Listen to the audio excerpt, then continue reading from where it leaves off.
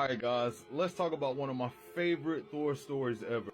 But, trigger warning, this story is very graphic and very violent. This story opens up off the coast of Norway as we see a woman who looks like she's been beaten very severely crawling through the muck. We see a steel boot get pressed on her neck. Soldiers in the background talking, saying that the men are dead. And the women and children, those who are not fled, are as well. And after confirming that all of his soldiers have had their fill of conquest, he ends up putting the poor woman out of her misery. See, these guys are out here just doing what Vikings do, And well, this old man ain't having it. So as these Vikings are leaving, this guy does one of the dumbest things that you can do in Marvel Comics. He just starts talking trash to somebody who's just way more powerful than he is. I mean, he called Buddy a gilded cur and everything. But not only that, this old man proceeds to lay a curse on all of these Vikings by using some of the most powerful magic that could be found back in the day. Norse magic. He curses them to sail for thousands of years, but never reach the land that they seek. But before he can finish his curse, the leader of the Vikings shoots the old man through the chest with an arrow. The old man unfortunately dying before he can finish the curse. So it went that HARELD JAKELSSON and his soldiers just sailed and sailed. For a long time they headed west, navigated by the sun and stars. But after a while it seemed that something had gone wrong. Something that they couldn't quite define. Like why they never asked for food or water, or why they're never exhausted. Questions their minds refused to form, perhaps for terror of the answer. But HARELD JAKELSSON was not afraid. After a while, the questions drifted from their minds entirely. They knew who they were, they knew where they were going, and they knew what they would do when they got there. And when the vision started, out there on the endless ocean, they barely noticed what they would have once gazed upon in wonder. But one day, HARELD JAKELSSON and his Vikings looked out and sighted land. Their long voyage finally over, the new world lay ahead. The land that would be their prey, their prize, and their destiny. The thoughts that occupied their minds now would be beyond imagining. As the Viking ship pulls up to port, the people of New York stand by, flabbergasted at the old antique. People assuming it had to be for some kind of movie. One of the locals comes over asking what are they looking for. He quickly finds his answer as HARELD tells him everything.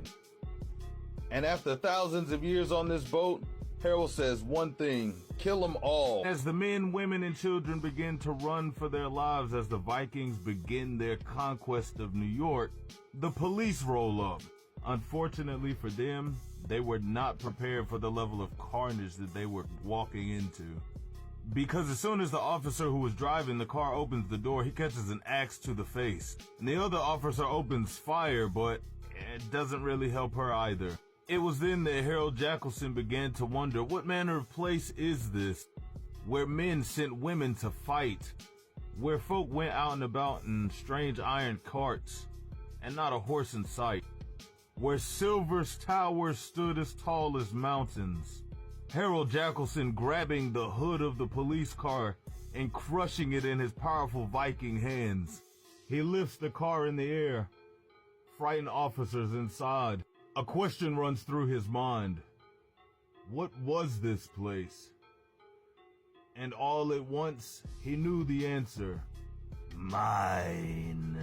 The words cross his lips as he hurls the car into the bay. We turn back to the Vikings. Picking through the corpses of the slain, we hear a voice saying, she'll do. With JAKELSSON saying, too long have I gone without that as well. And as the woman pleads for her life, lightning can be heard crackling in the sky with a voice saying, dost thou not hear the maiden grave spawn? A massive flash of lightning illuminates the undead Viking warriors. A voice can be heard. Hold! For so says Thor, who comes to send thee back below.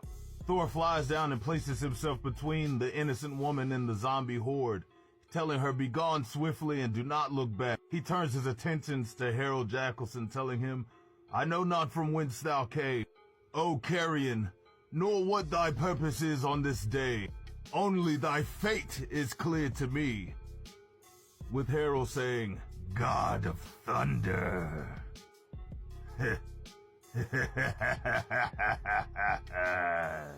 Thor's finally arrived on the scene to put an end to all the carnage that these undead Vikings have been wreaking all over New York City.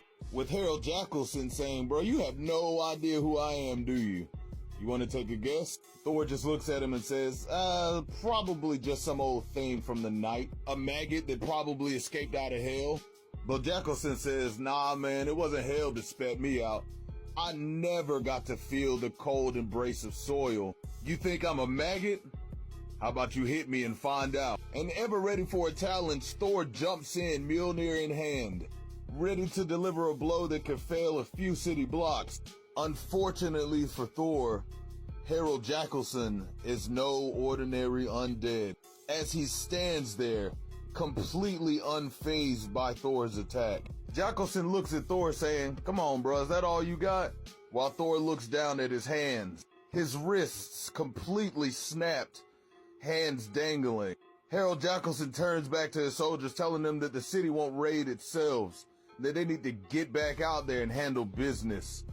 Be Vikings. He turns and backhands Thor, sending him flying like a rag doll, saying, I need no help with this one.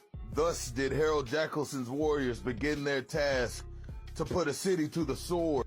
If their surroundings troubled or astounded them, it was not to stay their hands. Streets lined with castles, everything gleaming, a kingdom seemingly of iron. All was not to them.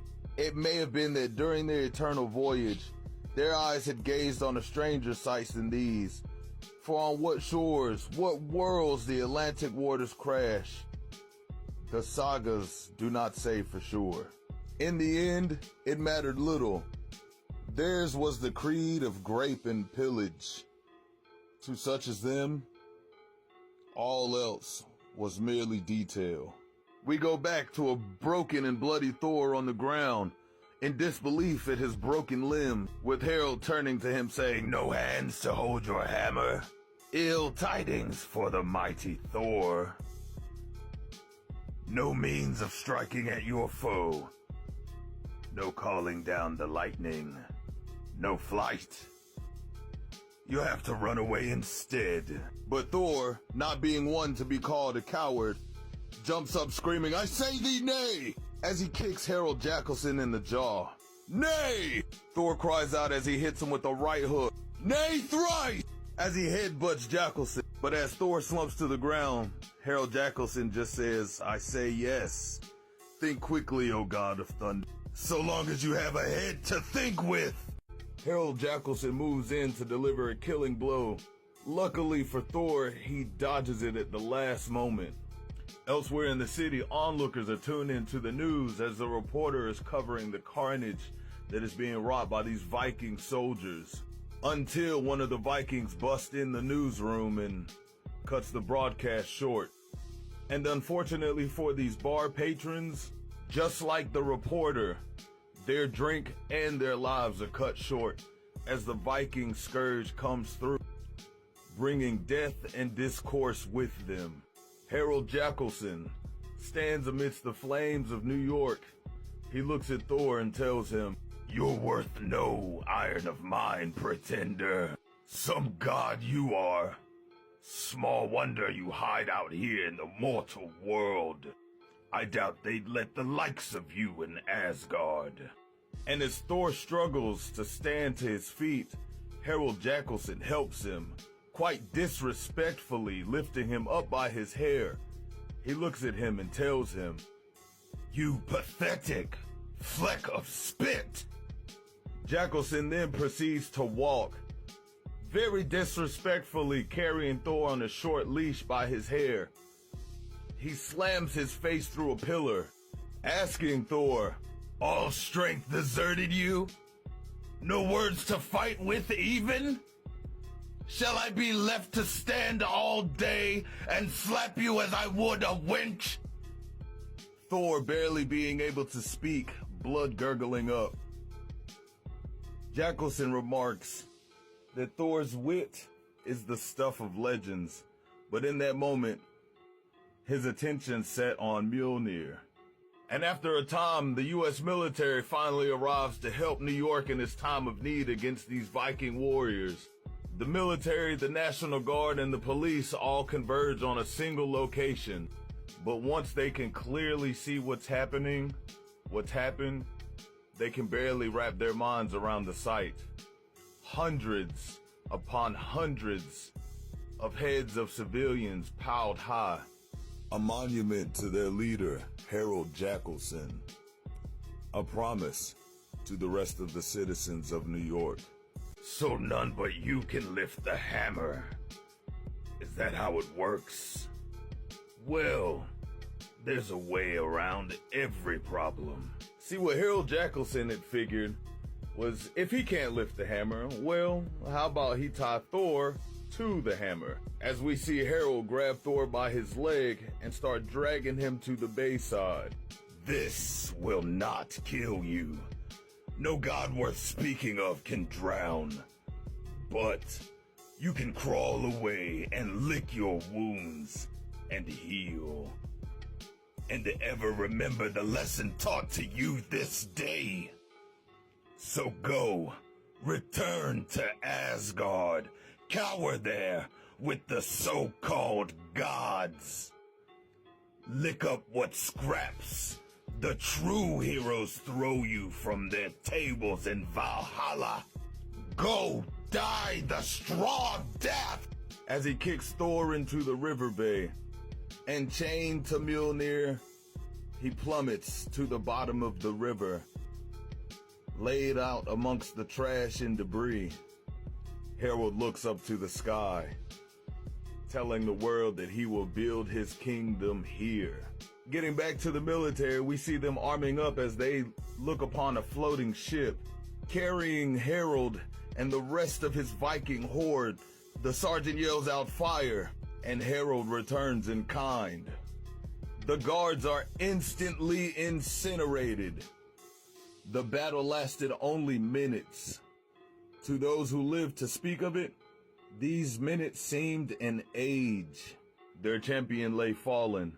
Their protectors staggered from the field. Those few that would not feed the ravens and the wolves. The people of the city cowered in their homes, quaking as they gazed on sights not seen near 1,000 years. So began the reign of HARELD JAKELSSON over the new world. But something was stirring in the bay. Thor, he finally gathered up the strength to pull himself from the river, and as he looks up, he sees a familiar face. He sees the face of Dr. Stephen Strange, the Sorcerer Supreme.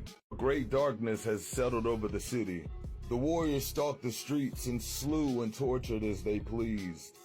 They visited a building here, another there, and did not stop till every door and window spouted gore.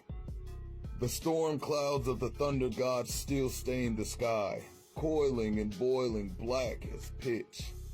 And every traveler on the land or sea could glimpse the new dominion from afar. HARELD JAKELSSON himself was searching, seeking, some restlessness within that night-called heart now driving him. Something was missing that he knew. Something to make this reign of his complete. For after all, what king is it that does not need a throne? But getting back to Thor, we see that he has followed Dr. Strange back to the Sanctum Sanctorum. Dr. Strange commenting on how quickly Thor's wounds are healing.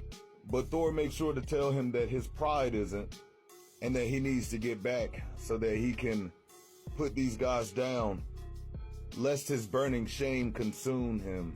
Dr. Strange tells him that's not a good idea though, and that he'd only get his ass kicked again, and probably twice as bad as he did the first time. Dr. Strange says, let's think about what we know about these things. They're super strong, they're super powerful, nothing can defeat them, nothing can harm them. Buddy whooping your ass was pretty good proof of that as it is. 2, regardless of what they are, they seem to be legitimate, genuine Vikings with authentic dialogue included. And Vikings are not commonly encountered in 21st century New York City, so that might be worth a starting point. So Dr. Strange takes Thor to somewhere else, somewhere where time flows by like a river and may be observed as such. Doctor Strange has taken Thor to somewhere else, a place where time flows like water and can be viewed as such, where they figure out that the cause of this Viking problem was the old man who cast the spell. Doctor Strange says that that's rune magic he's messing with there. Very tricky, not for amateurs at all. See, the blood feeds the rune stone, the stone activates the spell. What he doesn't stop to consider, because he's like a monkey playing with an atom bomb, is that they might decide to kill him. Oh, yep, there they go. And the spell's still running, and there's nothing to stop the stone from soaking in all the blood. And all of a sudden, the spell becomes 1,000 times more powerful. With Thor asking him, powerful enough to sustain a crew of demons on a voyage that lasts an age? But Doctor Strange corrects him, telling him they're not demons. That's the worrying part. A spell that can trap a life in a body for 10 centuries? With that kind of power up in them? Well, it's a wonder you're still alive, my friend. The luck of the blonde, I suppose. Doctor Strange tells him, this is becoming less amusing by the moment. With the human soul and actual life force drawn into the stone, the spell's operating on a different level altogether. Thor asks what kind of man would risk dealing with such eldritch power. But Doctor Strange says, I suppose he had just seen his family raped and butchered in front of his eyes, but that's no excuse.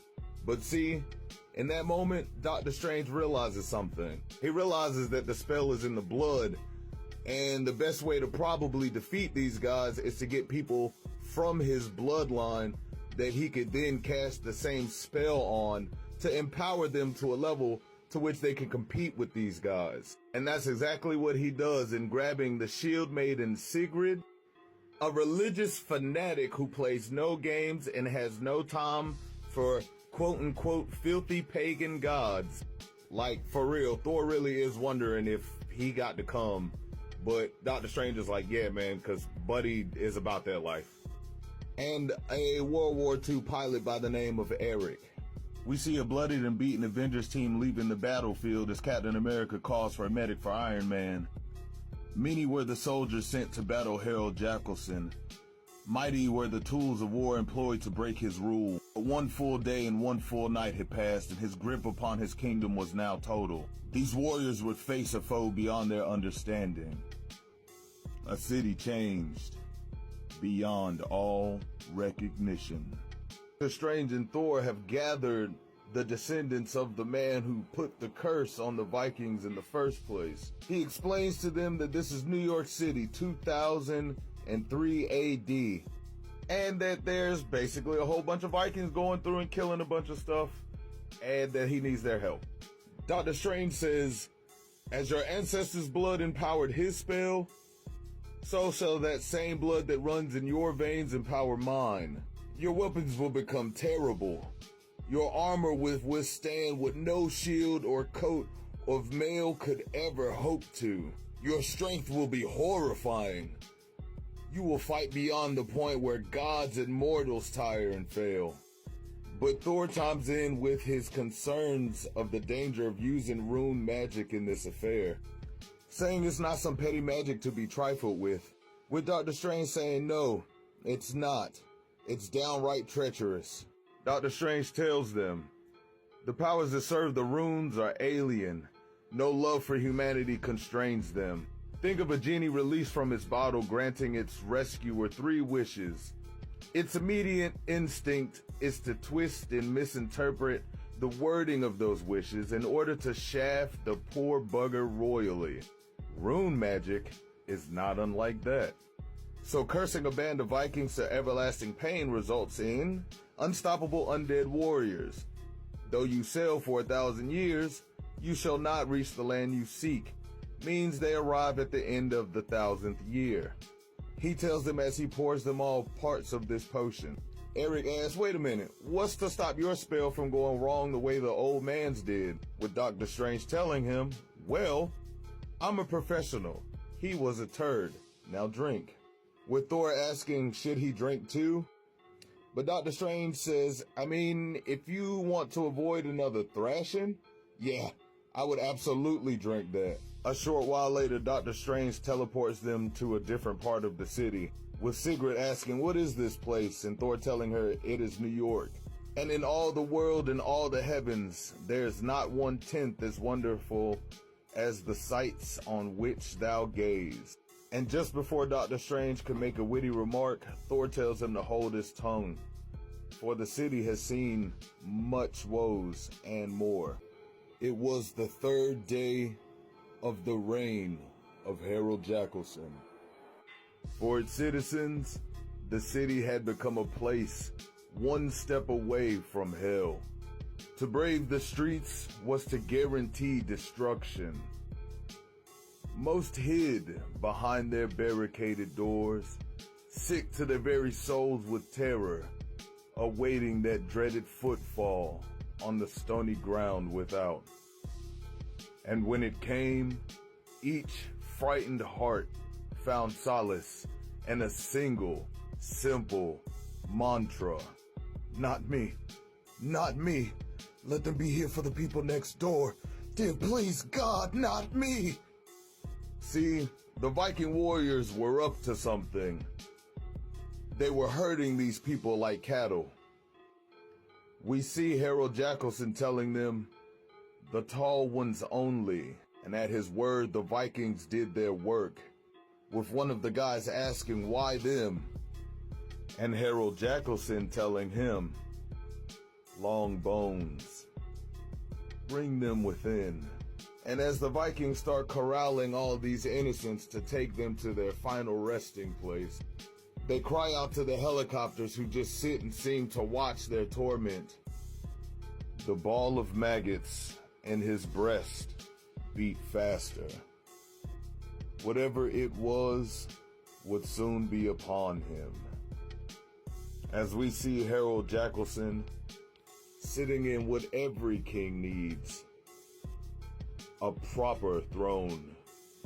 But there is some hope for New York, as a newly empowered Thor, Sigrid, Magnus, and Eric barrel into the Viking warriors, laying waste to their ranks. One of these Vikings thinking he's gonna catch an easy blow on Thor, but Thor catches him by his wrist and pulls back Mjolnir. JAKELSSON flying over New York. Raise the sail. Set your course south. Do not tarry, whoever it is that dares to challenge. But before he could finish, one of his Viking warriors can be seen flying unconscious, mouth caved in. Stir yourselves, you rotting dullards. Raise the sail. You think the foe will wait while you collect your wits? But in that moment, something opened fire on HARELD and his ship. A little something and someone known as Eric. And as he brings the ship crashing down to the ground, JAKELSSON can be heard, being roared by the god of thunder as he prepares for his final battle. But Thor and the rest of his warriors have finally joined the battle. And now being enchanted also by rune magic, it seems like they finally leveled the playing field. As we see Eric flying his plane, doing battle with the ships. Sigrid, the Viking battle maiden, and Sir Magnus, Teutonic Knight. The two warriors from a different time period handling business, making Thor, the god of thunder, proud as we watch him cave in another zombie skull. Fight, you worthless offal! Fight! Screams Magnus as he charges toward one of these zombies, smashing it in the face with a massive spiked mace.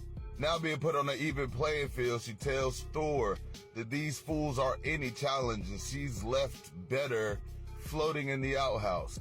Thor saying, HARELD JAKELSSON, the cur is still aloft, may have good Eric Leonardfroth, and his craft can cut the vermin down to size.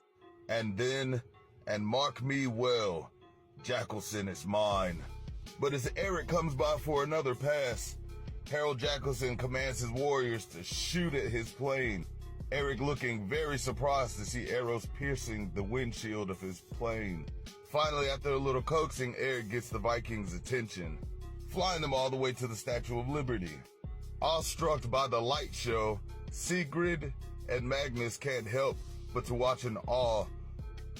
Thor stands a moment questioning why hasn't HARELD JAKELSSON shown himself. Unfortunately, he realizes too late that JAKELSSON is behind him as he stabs Thor through the stomach with a blade. "Unhand him, demon!" shouts Magnus as Thor falls to the ground. "What's this? A whore at arms? An oaf encased in tin? Quite some army, Thunder God. You must be very proud," he says as he backhands Sigrid and absolutely mollywops Magnus. But hole in his chest or not, Thor doesn't relent as he uppercuts HARELD JAKELSSON with a blow so hard that it puts him on his ass. "JAKELSSON, get up!" JAKELSSON hisses in rage, half of his face missing from Thor's hammer strike. "You dragged your carcass off the riverbed, I see. Wounds healed, strength trebled. Some spell or potion, maybe. Begged from that catamite of a wizard I saw skulking about earlier. No matter. You should have never come back. I'll have you, godling. I'll string your guts between these towers, and I'll leave you for the raven." Before telling him that the dragon ship is torn asunder, the crew of ghouls are finished. Not long now before the grave reclaims its own. HARELD JAKELSSON responding, "Think so, do you? You think so, fool?" As he bites down on the back of the Asgardian's hand and tears a massive chunk of flesh out. "God or no, the living tire." As he backhands Thor to the ground, he steps on his hand telling him, "The living fail. It is the dead that last forever." HARELD JAKELSSON grabs Thor by his jaw, lifting him up to his feet.